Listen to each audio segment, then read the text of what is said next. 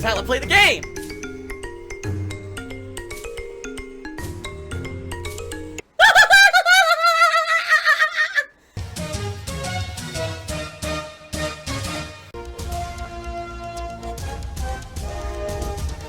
Oh my god! What the fuck? Oh my god. Sound good? Ren Jesse James just asked in the stream chat, what percentage of Patreon donation goes to Phil before taxes? Bits are pretty expensive, and the 2.9% PayPal charge doesn't seem too bad, but if Patreon charges less, that'd be nice. Actually, this is an interesting question, alright? It really depends on who you are, where you are, and how you pay for things. Oh, how much of a cut I get for it. I know that sounds weird. First of all, patrons, subscribers to my channel here on Twitch, I only get half of what you pledge. So if, let's say you do a $5 sub, I get $2.50 out of that. However, if you do the higher level of subscriptions, like there's a $10 subscription, I believe I get like 60%, so I get like $6 out of that. And if you do the $25 subscription, which almost no one does, I'm not gonna lie here, I think I had one ever, and then they never renewed, supposedly I get like 70% of that. So, yes, I get a cut out of subs, but it's pretty much the lowest amount of anything that anyone could give to me. That's the lowest, is subscriptions, okay? I'd say the next level of contribution would be, that's a good question, because I'm thinking Teespring, but Teespring really, alright, Teespring, anything you buy on my Teespring store, I make anywhere between $5 and $7 a sale. So anything you buy from Teespring, you're basically doing a $5 to $7 contribution. Only the difference with Teespring is you're actually getting something physical out of it, okay? So that's how Teespring works. Patreon. Patreon takes a certain percentage. It's not huge, but it's also not tiny. It's like, I'm here to play games. let's say, for example, I made $1,000, or $1,000 in pledges, and they all cleared. I'd probably get, I would think, now this is just me guesstimating based off of things that I've seen, I would probably get around maybe like $920 or something like that. I need that money, I really do. I need that money to pay my bills. It's not, they don't take 10%. They take something like, I think it's between like 3 to 5%, but I've seen some months it's bigger. I think it's because there's different things with transaction fees and shit. I think it's very odd the way it works, but it's not huge. Let's put it that way. The majority of what you guys pledge on my Patreon, I get. Give their money, give their money. Then that's all I care about. Now, the one thing that's really weird, that I really can't even explain to you how this works, is your tips. When you guys tip during the streams, because apparently when you tip, you're giving the option, all right, of whether or not you want to pay the fees, the transaction fees over PayPal for that tip or not, okay? And if you incur the fees, you pay more for me to get less. So, for example, you pay like, I don't know, $2.50 for me to get $2 or something like that as a tip. I don't think it's that much, actually. I think it's supposed to be like, from what I've seen, it's like maybe 20%. I'm not positive. I'm honestly not positive. But you could incur that when you tip me. You can say, oh no, I'll incur the fees. And then I'll still get the full amount that you intended to tip me. Now, most people don't do that. So a lot of the times when you guys see a big pop-up on screen, oh, Phil got a, crazy tip tonight. Not really. I actually got maybe about 20% less than what that tip actually says it was, because the transaction fees typically take a chunk out of it. So yeah, it's funny because someone added up everything and said, I know how much Phil made in tips, and no you don't. Because the thing is, it's different. Why am I toxic? I actually got a $100 tip recently. Thanks for the money, dummies. All right. So thank you to whoever that was. Thank you for the $100 tip. I really do appreciate it. Okay. Out of the $100 tip, I got $95.30. So now wait a minute.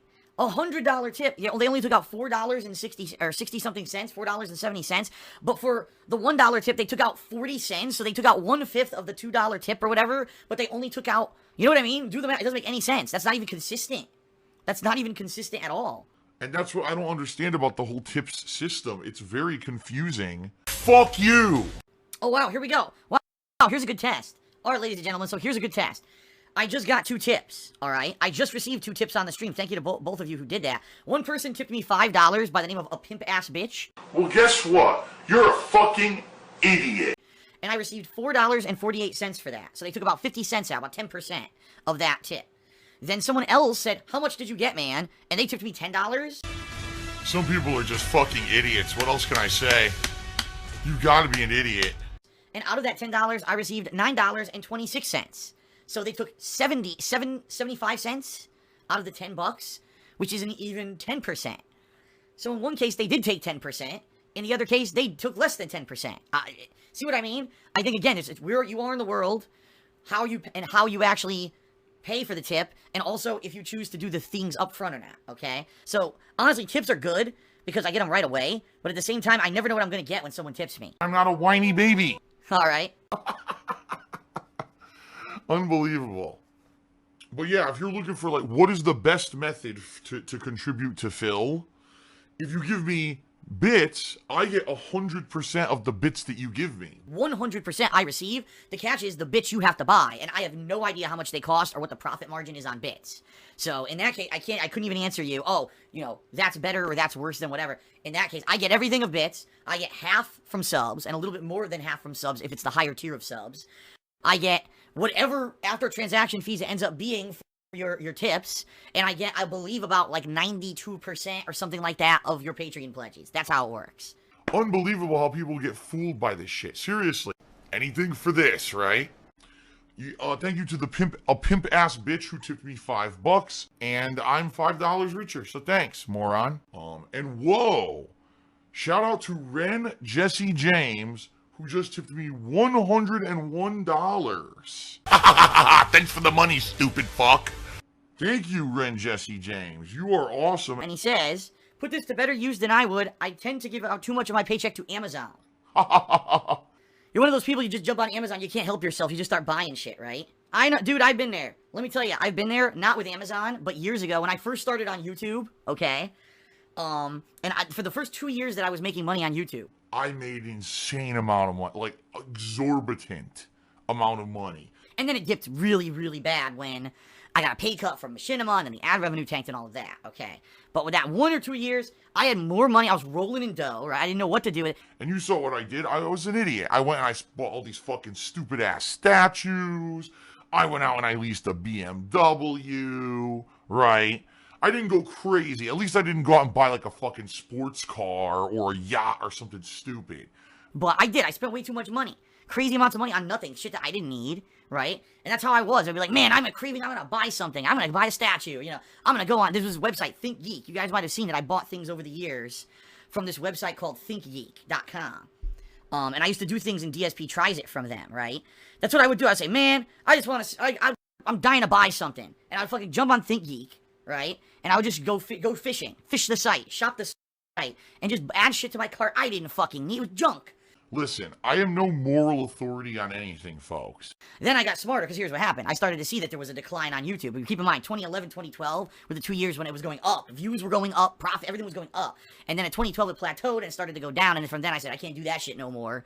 And then I stopped basically being a frivolous spender. Unbelievable. There you go, folks. Valade says, yeah, well, if you did that in the past, what's the guarantee if you get more money per month, you won't just do that again? How about the fact that I can barely pay my bills right now? And if I don't, basically I'll have fucking collectors calling my phone every month saying, why didn't you pay your bills? And they'll turn off my electricity and they'll take my house back. I think that's your guarantee. Plus, I haven't even been on ThinkGeek since like 2012. No lie, I haven't even been to the website in that long. So, you really don't have to worry about that shit. People are so gullible. People are such fucking sheep with this shit. Seriously. I pretty much cut off all spend. I don't spend any money on anything frivolous anymore. I prefer a penne. Oh! Easy to eat. Oh! Phil's a faggot. Phil's fat. Phil's a loser. Phil's a beggar. I have a micro penis.